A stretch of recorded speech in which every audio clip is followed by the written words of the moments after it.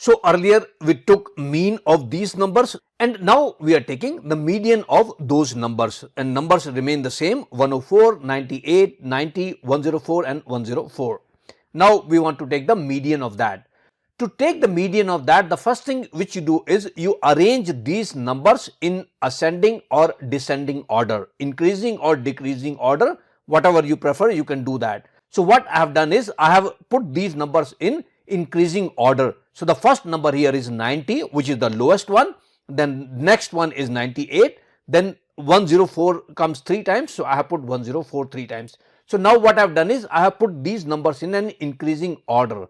Then the median is the middle number in this. Since I have 5 numbers here, so if I leave 2 numbers on the left, 2 numbers on the right, the middle value is that third number, which is 104. So that is the median.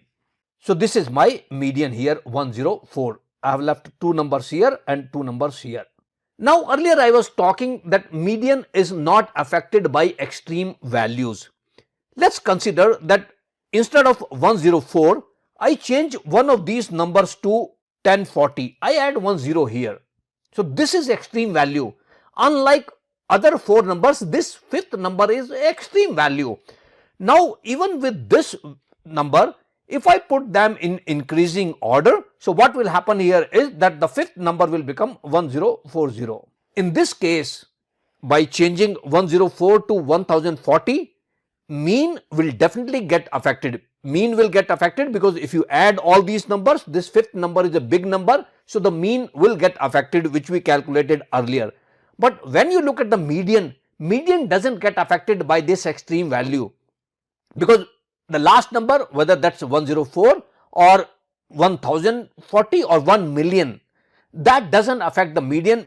The median is still the third number in this ascending list, which is 104, even if you have an extreme value. So that's the reason sometimes you use median just to avoid extreme values influencing the central tendency.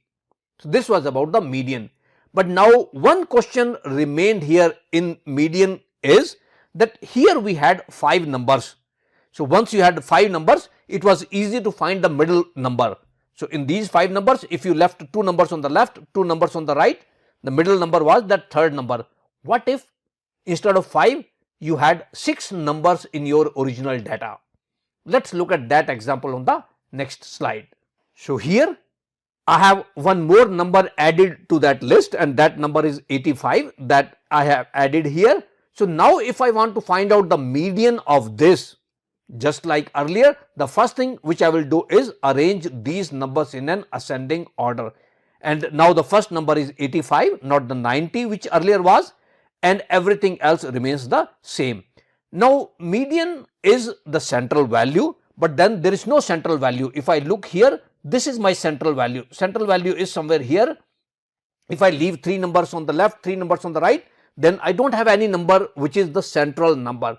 But then what I can do is I can take 2 numbers, one on the left of this, one number on the right of that, and take the average of that. That will give me the median here. So median is the average of 98 and 104 here. So I add 98 plus 104 divided by 2. That gives me the median as 101. So this was about the median. So we have talked about the mean, we have talked about the median.